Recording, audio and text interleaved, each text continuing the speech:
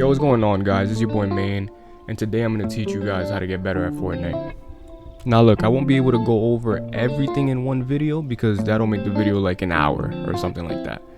But today I'm going to cover the basics. So think of this video as like a part 1, and I'll post even more videos on how to get better if you guys are interested. But anyways, let's just get into the video. Alright, so for starters, we have aiming. And aiming is probably the most important part when it comes to getting better at the game.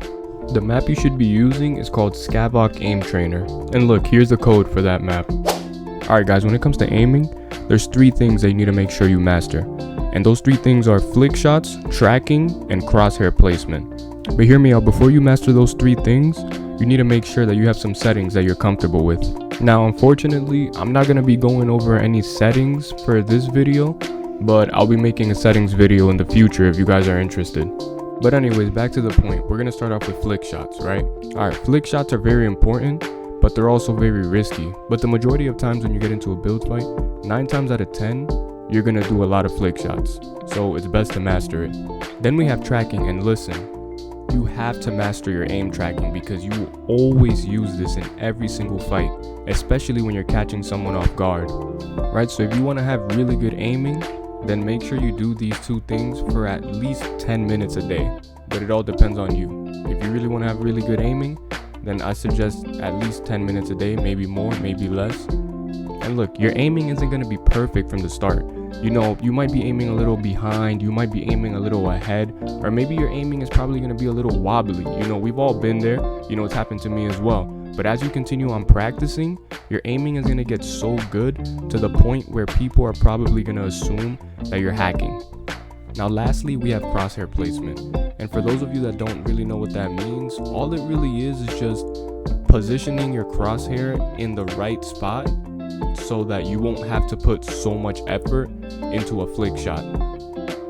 So if you watch closely, you're going to notice that every time when I land, I position my crosshair right next to the AI's head, and it makes it extremely easy to just do a simple flick shot and get an easy headshot.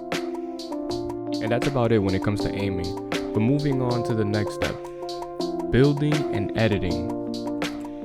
And listen, I understand, you know, you guys want to just start going crazy, you know, just building extremely fast, editing extremely fast, you know, like all the pro players do. You know, I was there too, but let's be real.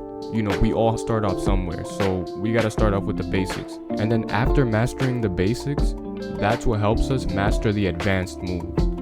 Alright, so for starters, we have the ramp floor walls, which is simple. It's in the name.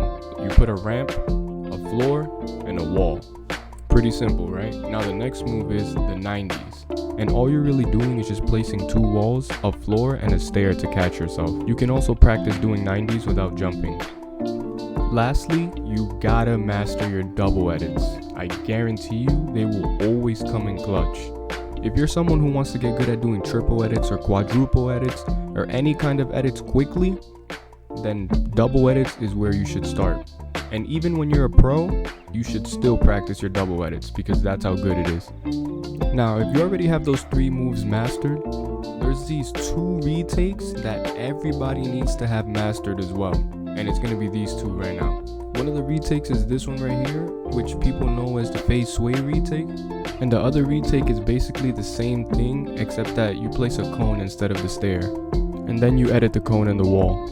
Once you have all of that mastered, then you can start exploring onto all of the advanced moves. Now for the 3rd step on how to improve, you need to master something called piece control. And guys, listen, if you want to finish fights quickly, piece control is the way to go. Trust. I mean, just look at this for example.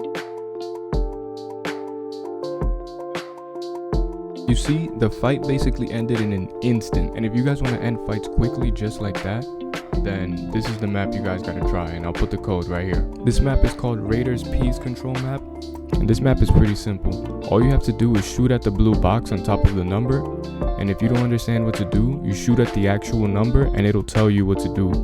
Once you read it, all you have to do is just step inside, and once you step inside, you just do what you gotta do. Pretty simple, right? But before you actually get into all of that fancy piece control, all that cool stuff, First, you need to learn the basics. So in this case, for example, imagine somebody's on top of that staircase and you want to stop them, right? Using piece control. You're going to aim exactly where I'm pointing.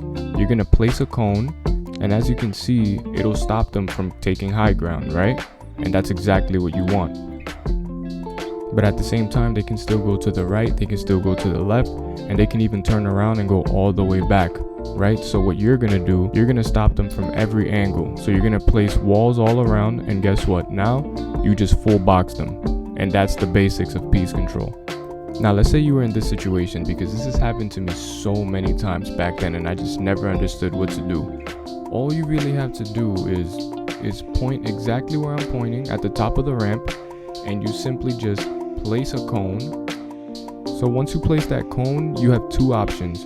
You can either, one, go to the side and get a pump off. Usually that ends up being a little risky because it leads to 50-50s. But the safer option is to do what I explained earlier, which is to full box them. And then you can pickaxe the ramp and wait for them to do an edit and get an easy pump off.